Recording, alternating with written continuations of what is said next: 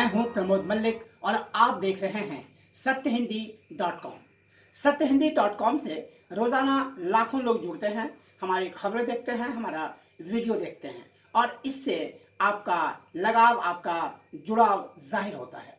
सत्य हिंदी से आपका एक जुड़ाव और गहरा हो सकता है। इसके लिए आप इस वीडियो के डिस्क्रिप्शन पर दिए हुए लिंक को क्लिक कीजिए। और अब मैं बात करूं एक बार फिर कोरोना की। कोरोना रोकथाम के लिए जो लॉकडाउन लगाया गया उसने देश की अर्थव्यवस्था को तहस नहस कर दिया है। और जो चीज सबसे सीधे तौर पर आपसे जुड़ी हुई है, या कहूं कि मुझसे जुड़ी हुई है, हम सबसे जुड़ी हुई है बिल्कुल सीधे तौर पर, वो है बेरोजगारी। एक मोटे अनुमान के मुताबिक लॉकडाउन की वजह से लगभग 12 करोड़ 20 लाख लोगों की रोजी रोटी छिन गई है।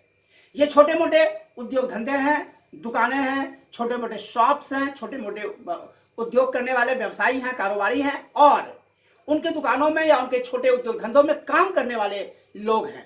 ये जो टोटल संख्या है जिनके पास रोजगार नहीं है और लॉकडाउन के दौरान जिनका रोजगार छिना है, ऐसे लोगों की संख्या मैं फिर एक बार कहूं 12 करोड़ 20 लाख है। और ये संख्या मैं नहीं बता रहा हूं, बल्कि centre for monitoring Indian economy CMIE ने अपने एक शोध में पाया है।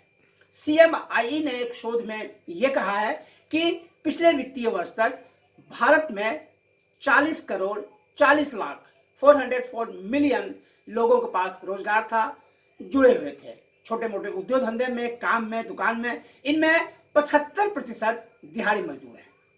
लेकिन जो लॉकडाउन हुआ, उस लॉकडाउन की वजह से यह संख्या घटकर 28 करोड़ 20 लाख पर आ गई, 282 मिलियन। तो कुल मिलाकर नतीजा यह हुआ कि 122 मिलियन अर्थात 12 करोड़ 20 लाख लोगों की नौकरी चली गई पिछले लॉकडाउन में। और इसकी वजह क्या है, इस पर भी हम एक बार थोड़ी गहराई से जाते हैं। जवाहरलाल नेहरू विश्वविद्यालय में centre for informal sector and labour studies जो केंद्र है, उसके एक अर्थशास्त्री हैं संतोष मेहरोत्रा। उन्होंने लॉकडाउन शुरू होने के बाद और ये जो मैं आपको आज बता रहा हूं, इसके पहले एक अध्ययन कर एक रिपोर्ट जारी की थी, जिस रिपोर्ट में उन्होंने ये आशंका जताई थी कि लॉकडाउन की वजह से 13 करोड़ लोगों की नौकरी जा सकती है, बेरोजगार हो सकते हैं। और ये संख्या जो रियल में पाया गया है वह 12 करोड़ है। अर्थात लॉकडाउन की वजह से रोजगार पर पड़ने वाली असर का जो अनुमान लगाया गया था वो लगभग सही साबित हो गया है। अब बात यह है कि कहां कहां नौकरी गई है, किन किन क्षेत्र में नौकरी गई है। तो सबसे ज्यादा जो नौकरी गई है वो है इनफॉर्मल सेक्टर में, और उसमें 75% लोग दिहाड़ी मजदूर हैं। और इसमें सबसे ज्यादा मार पड़ी है ट्रैवल एंड टूरिज्म में। ट्रैवल एंड टूरिज्म में जो छोटी मोटी ट्रैवल कंपनियां हैं, उनके ऑफिसेज हैं, बसों से जुड़े हुए लोग हैं, गाड़ियों से जुड़े हुए लोग हैं, होटल छोटे मोटे चलाने वाले हैं, रेस्तरां चलाने वाले, बार्स हैं। इसमें जो लोग नौकरी करते थे और ये उद्योग धंधे करने वाले जो लोग थे, इनकी संख्या लाखों में है।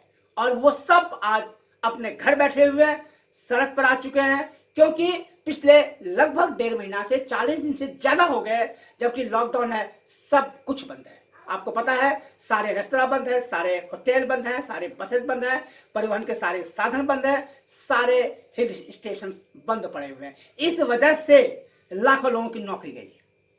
यह अकेला क्षेत्र नहीं है, इसके अलावा मैन्युफैक्चरिंग क्षेत्र में लोगों की नौकरी गई है, लेदर में नौकरी गई है, कॉटन एंड टेक्सटाइल में नौकरी गई है, और ये नौकरी करोड़ों में गई है। एक उदाहरण मैं आपको देता हूं लेदर का। जो आगरा शहर है, अगर मैं सिर्फ आगरा की बात करूं तो अकेले आगरा में लगभग 250 टैनरीज हैं जो चमड़ा साफ करने और चमड़ा तैयार करने का काम करती है। और उससे जुड़े हुए लगभग 5000 छोटी छोटी इकाइयां हैं। वो सब इकाइयां इनफॉर्मल सेक्टर में हैं और उनका काम जूते, चप्पल और दूसरे जो चमड़े के एसेसरीज हैं, उनके छोटे मोटे पार्ट बनाना, उनकी चीजें बनाना है। और इसमें लगभग 4 लाख मजदूर काम करते हैं। ये सारे के सारे इनफॉर्मल सेक्टर में हैं और पिछले 1.5 महीना से ये सारे के सारे 4 लाख लोग बेरोजगार बैठे हुए हैं। ये एक शहर आगरा की बात कर रहा हूं, यही स्थिति कानपुर में है, यही स्थिति कोलकाता में है, यही स्थिति चेन्नई में है। तो सिर्फ लेदर इंडस्ट्री में लाखों लोग बेरोजगार हो गए हैं। मामला सिर्फ यही नहीं है, जो कॉटन एंड टेक्सटाइल इंडस्ट्री है, जो गुजरात में है, महाराष्ट्र में है, दक्षिण भारत में है, खुद जहां से मैं बात कर रहा हूँ इस नोएडा यहाँ है, यहाँ बहुत से एक्सपोर्ट ओरिएंटेड इंडस्ट्रीज हैं जो कपड़े तैयार करके बाहर भेजती हैं, और जो दक्षिण भारत में है वहां भी एक्सपोर्ट ओरिएंटेड यूनिट है। उसके अलावा महाराष्ट्र और गुजरात में तो स्पिनिंग और वीविंग इस सब का उद्योग धंधा है ही। इसमें बहुत बड़ी तादाद में लोग जुड़े हुए हैं और वो सब काम धंधा चौपट है, बंद है। वो सारे लोग बेरोजगार हैं, नौकरी से लगभग निकाले जा चुके हैं क्योंकि इनफॉर्मल सेक्टर में है। आप देख रहे हैं सत्यहिंदी.com और आप कल हमारे वेबसाइट से बहुत ही गहरा जुड़ाव है। ये जुड़ाव और गहरा हो सकता है, इसके लिए आप इस वीडियो के डिस्क्रिप्शन पर जाइए और वहां लगे हुए लिंक को क्लिक कीजिए। और फिर एक बार मैं बात करता हूं बेरोजगारी की। ये जो 12 करोड़ लोग बेरोजगार हुए हैं, उसके आधार पर CMI ने एक रिपोर्ट और जारी की है और CMI ने अपनी रिपोर्ट में यह कहा है कि मार्च में जिस समय लॉकडाउन हुआ उसके ठीक पहले के सप्ताह में बेरोजगारी 6% थी, 6% से थोड़ा ज्यादा थी।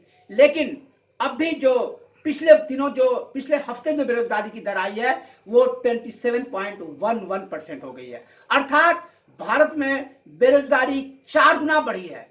सिर्फ लॉकडाउन की वजह से बेरोजगारी 4 गुना बढ़ी है और उसको जब हम कन्वर्ट करते हैं, उसको हम एब्सोल्यूट नंबर में जबकि हम लाते हैं कि वो जो परसेंटेज था वाकई में कितने लोग बेरोजगार हुए हैं, तो वो संख्या 12 करोड़ के आसपास बैठती है। ये बेरोजगारी का जो आलम देख रहे हैं, ये पूरी इकोनॉमी को प्रभावित करने जा रहा है। पूरी इकोनॉमी चौपट होने जा रही है, पूरी इकोनॉमी ध्वस्त होने जा रहा है। राष्ट्रीय एजेंसी फिच ने कहा है कि भारतीय अर्थव्यवस्था सिकुड़ेगी और ये 0.4% तक जा सकती है।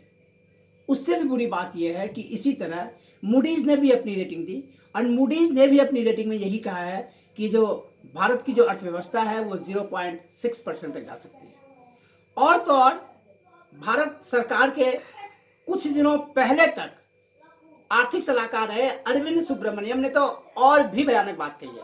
उन्होंने ये कहा है कि भारतीय अर्थव्यवस्था निगेटिव ग्रोथ रेट रजिस्टर कर सकती है, अर्थात शून्य से भी नीचे जा सकती है। और जब ऐसा होगा तो बेरोजगारी बढ़ेगी और जब बेरोजगारी बढ़ेगी तो अर्थव्यवस्था और नीचे जाएगी। ये साइकिल चलता रहेगा अभी कुछ समय तक, कम से कम तब तक जब तक कोरोना का प्रभाव है। आप देख रहे हैं सत्यहिंदी.com। आप हमारे फेसबुक पेज को लाइक करें, फॉलो करें, हमारे ट्विटर अकाउंट को फॉलो करें और सब्सक्राइब करें हमारे यूट्यूब चैनल को। देखते रहें सत्यहिंदी.com।